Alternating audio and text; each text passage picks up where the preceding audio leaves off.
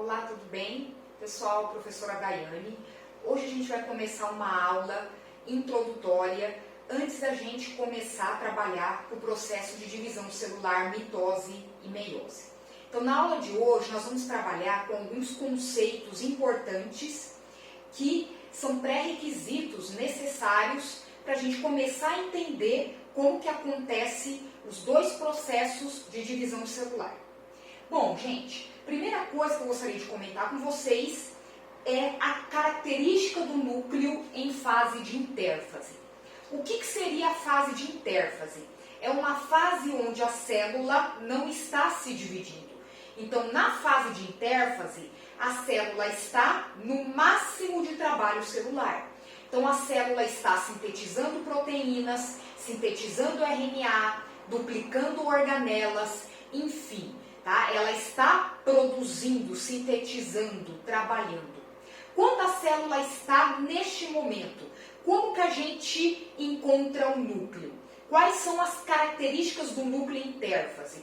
Bom, o núcleo ele tem essa cara aqui quando nós estamos em intérfase, tá? O que vai acontecer? O núcleo ele tem a carioteca, também chamada de membrana nuclear.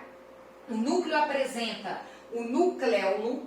Ele também, tem um suco, que banha esse núcleo, um suco chamado de nucleoplasma, ou ainda ele pode ser chamado de cariolinfa ou carioplasma, e o meu material genético. Quando eu estou em fase de intérfase, o meu material genético ele é chamado de cromatina, tá? A cromatina, então, ela armazena as nossas características genéticas. Ela tem genes ali, tem DNA, genes ativos e genes inativos, tudo bem? E essa cromatina, pessoal, ela se apresenta na maior parte dela num aspecto desespiralizado.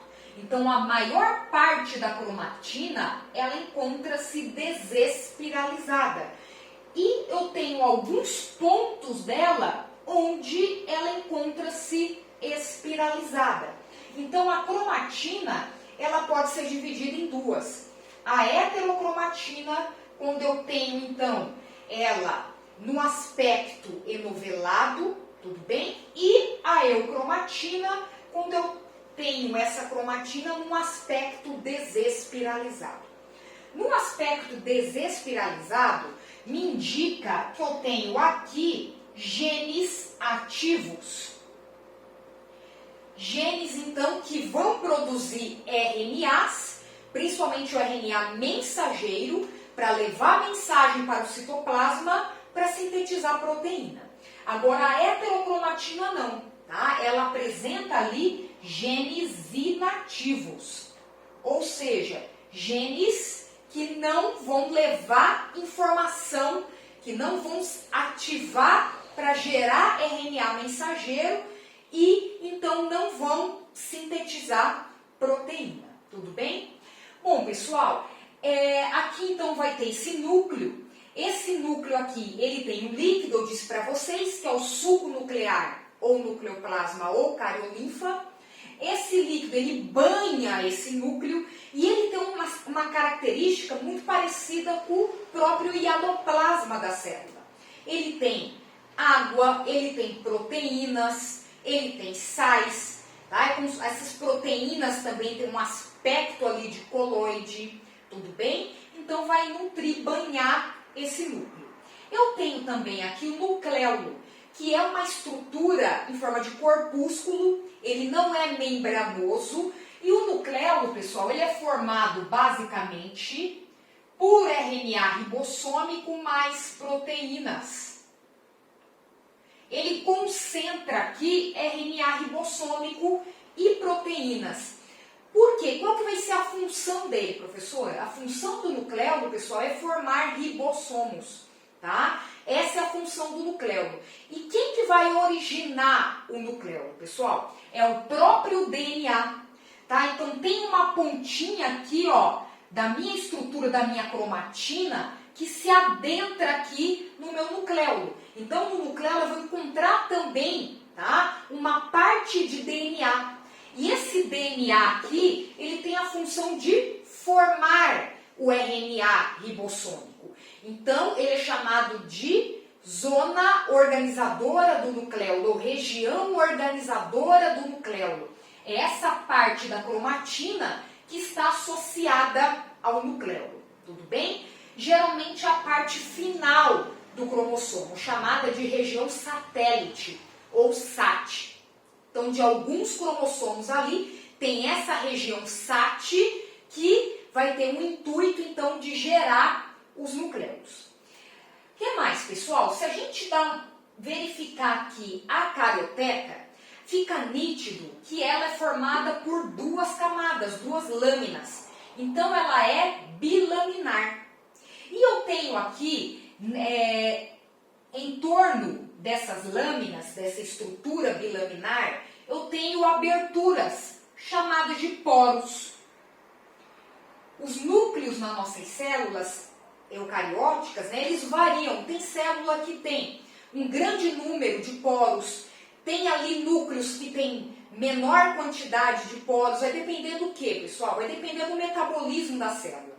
Quanto maior é o metabolismo da célula, geralmente vai existir ali um maior número de poros. Por quê? Porque daí o núcleo ele vai se comunicar muito mais vezes com o citoplasma. Então, a quantidade de poros favorece essa comunicação. Tudo bem? Então, eu tenho ali aberturas, poros, que favorecem a troca de substâncias entre o núcleo e o citoplasma, ou citoplasma e núcleo. Tudo bem? Pessoal, continuando então, olha só. A função do núcleo. Qual seria a função do núcleo, pessoal? A função do núcleo, como ele possui o nosso material genético, a função dele está atrelada à coordenação da célula. Então, tudo que a célula fizer, a ordem parte do núcleo. Então, ele faz parte de um metabolismo de controle, de coordenação. Ele comanda as atividades da célula. Se essa célula tem que se dividir, se essa célula tem que se diferenciar, a ordem vai partir do núcleo. Então, eu tenho ali dois tipos de material genético em termos do aspecto visual, tá? É o mesmo material genético, mas esse material genético ele muda dependendo do momento que a célula está. Então, cromatina. Quando que eu encontro a cromatina?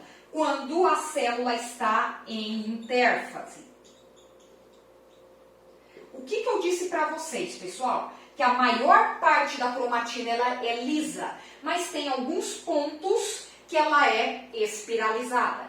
Agora, o cromossomo não. Em qual fase, em qual momento da célula que eu tenho cromossomo? Quando está acontecendo a divisão celular. Beleza? Vamos lá então.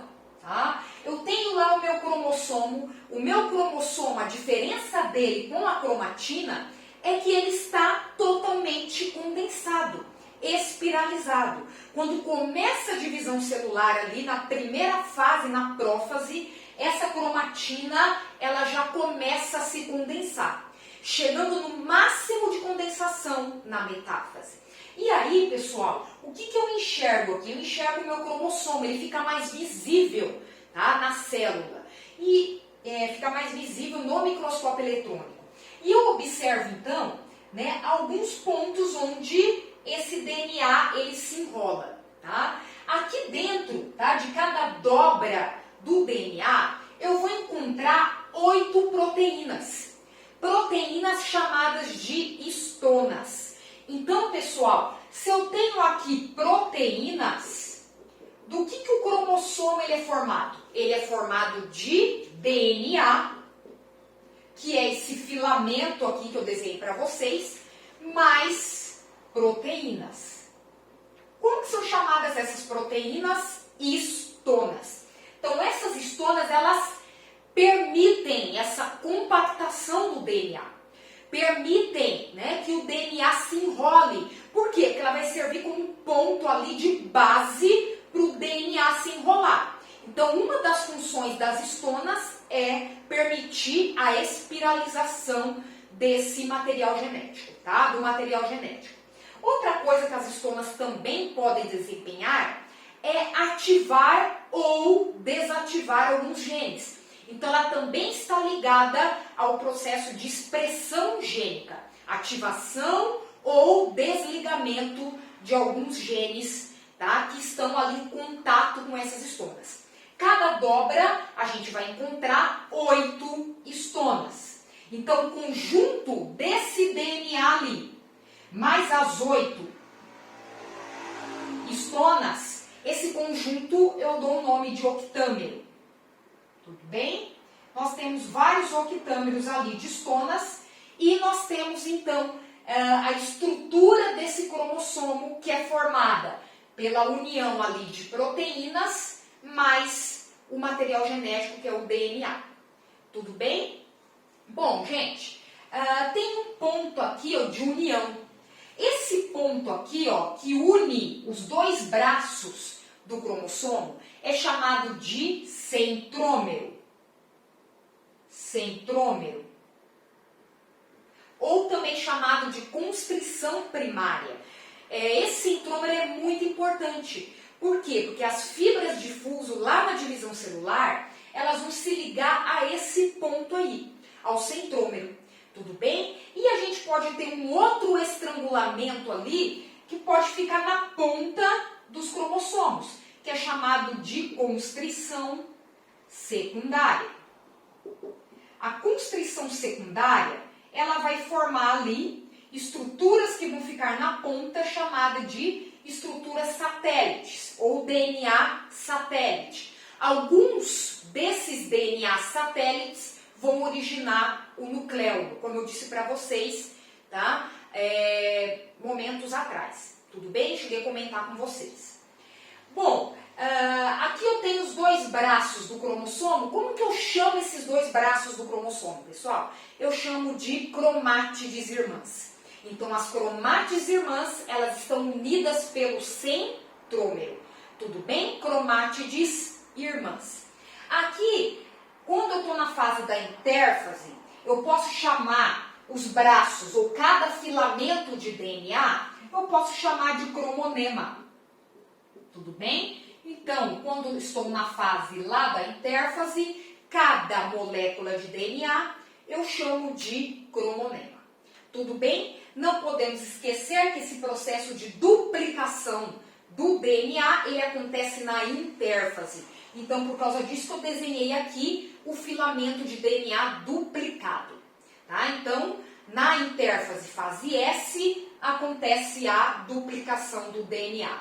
Então, quando esse DNA ele já entra no processo de divisão celular, ele já está duplicado. Tudo bem? Pessoal, agora eu gostaria de diferenciar com vocês dois tipos de células. A célula diploide e a célula haploide. Olha só, pessoal, a célula diploide é aquela que apresenta 2 cromossomos de cada tipo. Então, olha só, esse cromossomo, ele tem o mesmo tamanho e o mesmo formato desse cromossomo. Esse cromossomo tem o mesmo tamanho e o mesmo formato desse. Como que eu chamo esses cromossomos que estão em pares e que têm o mesmo formato, o mesmo tamanho? Eles não são exatamente iguais geneticamente, tudo bem? Não têm os mesmos tipos, os mesmos genes, tudo bem? Mas eles têm o mesmo formato e o mesmo tamanho. Como que eu chamo esses cromossomos? Cromossomos homólogos. Um eu ganho da minha mãe, o outro eu ganho do meu pai. Um eu ganho da minha mãe, o outro eu ganho do meu pai. E assim por diante. Nós temos, ao todo, 23 pares de cromossomos homólogos. Tá? Onde que nós temos esse tipo de célula, pessoal? Nas células somáticas do nosso corpo. Ou seja, em todos os órgãos do nosso corpo. Tudo bem? Nós temos célula do tipo diploide. Ela é oriunda do zigoto. Esse zigoto vai se multiplicar e vai dar origem ali um indivíduo que vai ter células que recebem genes maternos e paternos. Então aqui eu tenho uma célula 2N diploide igual a 12, número total 12 cromossomos. Agora dá uma olhadinha nessa célula, pessoal. Célula haploide é uma célula gamética, é um gameta. Tudo bem? Na célula haploide eu tenho cada cromossomo tem um tipo diferente, tá? Tem um formato diferente. Então eu tenho os 3, ó, são completamente diferentes. Então eu não tenho cromossomos homólogos. Aqui não existem cromossomos aos pares, tudo bem? Não existem aqui cromossomos iguais no tamanho e no formato. Então eu tenho uma célula haploide. Exemplo de célula haploide, pessoal, o ovócito secundário, tá? O nosso espermatozoide, né? Enfim, os gametas, tá? Então tem a metade do número de cromossomos. Aqui, pessoal, no cromossomo homólogo, eu vou encontrar os meus genes, tudo bem? Eu encontro genes paternos e maternos.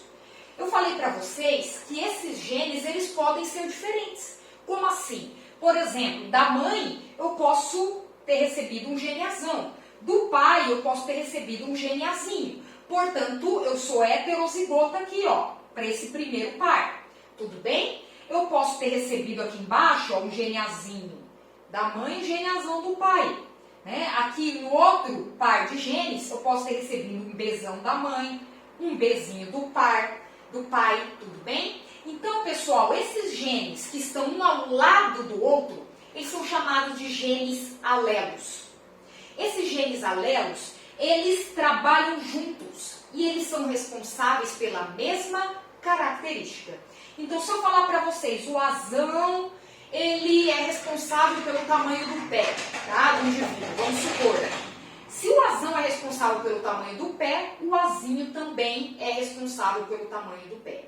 Então, nós chamamos de genes alelos. Um gene que está ao lado do outro são genes correspondentes, tá? Trabalham juntos e eles são responsáveis por uma mesma característica. Pessoal, existe uma classificação onde, né, eu vou nomear os diferentes tipos de cromossomos baseando-se na posição do centrômero. Lembra, o centrômero é a constrição primária, é o ponto de união ali das cromátides irmãs. Então, esse centrômero ele pode estar na posição mediana, né? Então bem ao meio. Neste caso, eu chamo esse cromossomo de metacêntrico. Se esse centrômero ele subir um pouquinho, tá? Eu chamo esse cromossomo de submetacêntrico. Então eu vou ter ali uma parte maior e uma parte um pouquinho menor. Se eu vou subir mais um pouco, tá? Então esse centrômero ele sobe mais um pouquinho. Eu vou ter um braço do cromossomo bem maior do que o braço de cima. Ele é chamado de acrocêntrico. E por último, eu tenho o cromossomo do tipo telocêntrico, que é quando o centrômero ele já chega ali no ápice. Tudo bem? Então, baseando-se nessa posição do centrômero, eu posso nomear os cromossomos de maneiras diferentes. Pessoal, para a gente finalizar nossa aula, então, gostaria de comentar com vocês um pouquinho, né, o que seria cariótipo. Cariótipo nada mais é que o estudo dos cromossomos de um indivíduo. Tá? Qual é o momento ideal para eu realizar o cariótipo? É na metáfase. Porque na metáfase os cromossomos estão no máximo grau de espiralização, né? Como eu já disse para vocês. Então esse é o momento ideal, porque ele permite ali uma visualização muito mais nítida dos cromossomos homólogos. E o que eu vou verificar, pessoal? Eu vou verificar a estrutura desse cromossomo.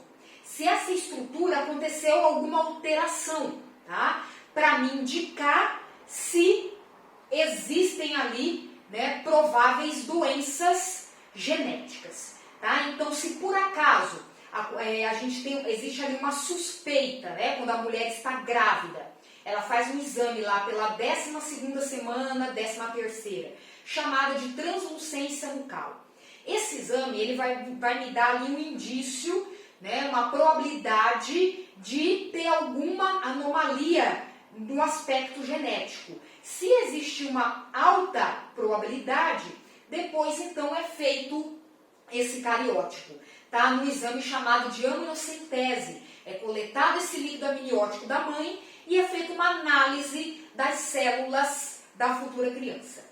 Então, essa análise é chamada nada mais é do que o cariótipo, tudo bem? E eu vou ali, né, conseguindo, através da análise desses cromossomos, chegar se existe ali uma doença genética ou não. Tudo bem? Obrigada pela atenção e até mais.